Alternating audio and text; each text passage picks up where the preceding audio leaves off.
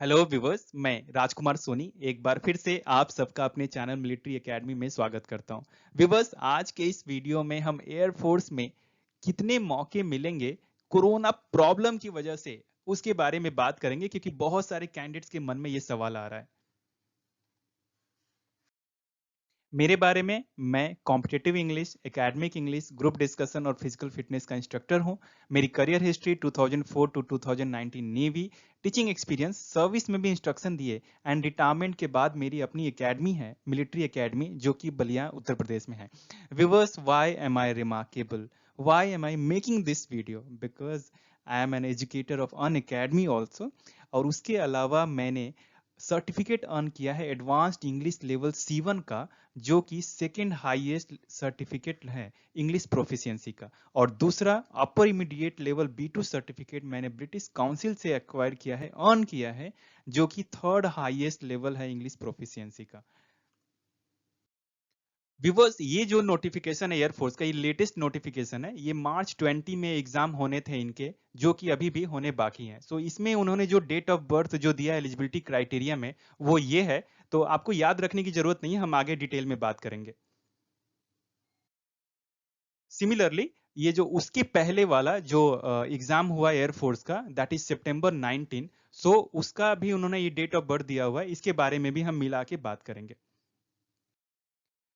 ये पूरा एक कंसोलिडेटेड लिस्ट है, जिसमें आप देख सकते हैं मैंने टाइटल दिया है IF chances as on 29 July 2020, that is today. एक एक है ना, अब ये तीन कॉलम है, एक इनटेक का कॉलम है, एक डेट ऑफ बर्थ का, एक मेरे रिमार्क्स का कि मैं क्या सोचता हूँ इसके बारे में। यदि जो एग्जाम अभी सितंबर में हुआ है, उसका यदि हम ये इनटेक का नाम होता है स्टार्ट टू अप 29। जी हाँ, 2019 ईयर का ये दूसरा एग्जाम, साल में दो होते हैं। स्टार क्या है? Scheduled test for airman recruitment.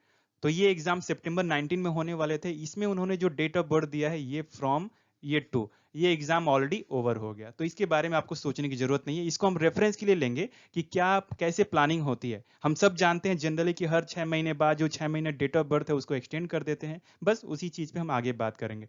Star 1 of 20 जो कि इस साल वाला है, जो एग्जाम होना बाकी है, मार्च 20 में होने वाला था।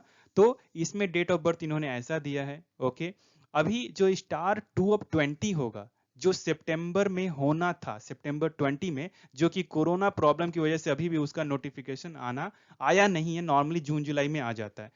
इसमें जो डेट ऑफ बर्थ होना चाहिए वो क्या होता?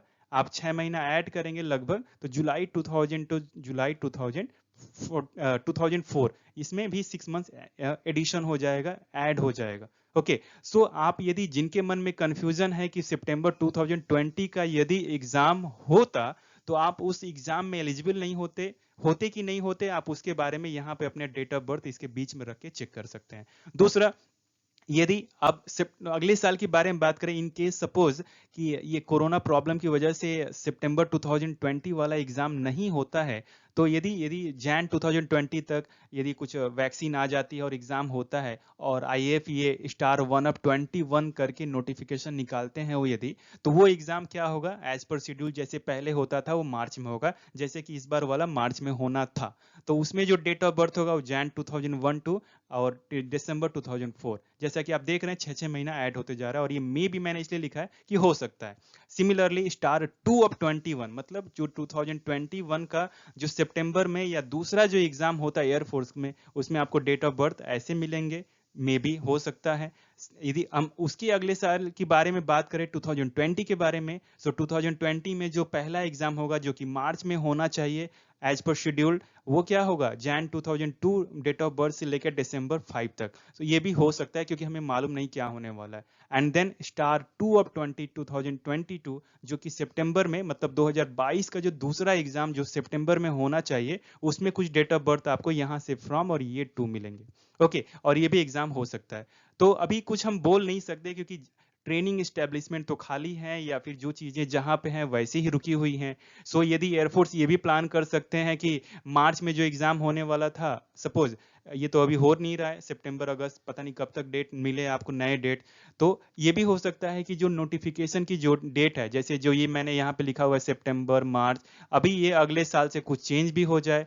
इसका मतलब बैचेज का जो मंथ है वो भी चेंज हो जाएगा, जैसे जिस समय कोर्स जो शुरू होता था उस समय ना होकर के 2-4 महीने इधर उधर भी हो सकता है। सो वो सब चिंता की बात नहीं है।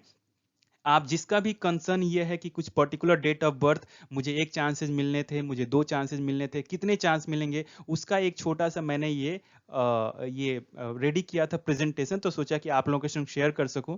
इसके बावजूद कुछ मन में कंफ्यूजन है तो आप मुझे मैसेज कर सकते हैं, डिस्क्रिप्शन बॉक्स में मेंशन कर सकते हैं, मैं जवाब दूंगा। और दूसरी बात कि इन केस यदि किसी भी कैंडिडेट्स के मन में, मुझे कुछ ऐसा, मेरे कैंडिडेट्स आपस में बात कर रहे थे, मुझे सुनने में भी आया कि कुछ कैंडिडेट्स जो हैं वो, उनको बहुत डिसअपॉइंटमेंट हो रही है कि सर मार्च वाला एग्जाम क्या होगा, देन सितंबर में उनको एक मौका मिलता जो मार्च में नहीं अप्लाई कर पाए, इसमें वो इसका वेट कर रहे थे कि भाई हम इसमें अप्लाई करेंगे, अब ये नहीं होगा, यदि ये नहीं होगा तो इसमें आते आते डेट ऑफ बर्थ जो है वो ओवर हो जाएगा, तो हम नहीं बैठ पाएंगे।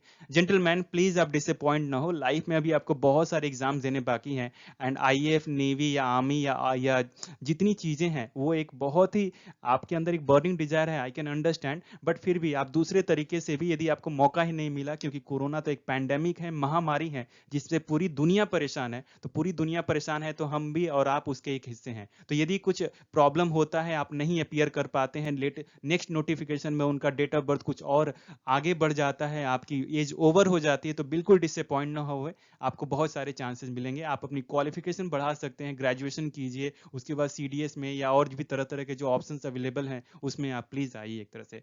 सो मेरा ये कहना है कि डिसअपॉइंट नहीं होना है, अपना जोश हाई रखिए और आगे बढ़िए।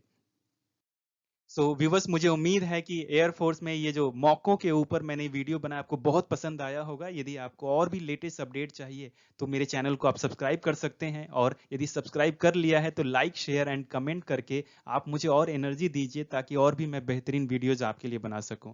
Thank you so much for watching, best wishes, get selected, जय हिंद।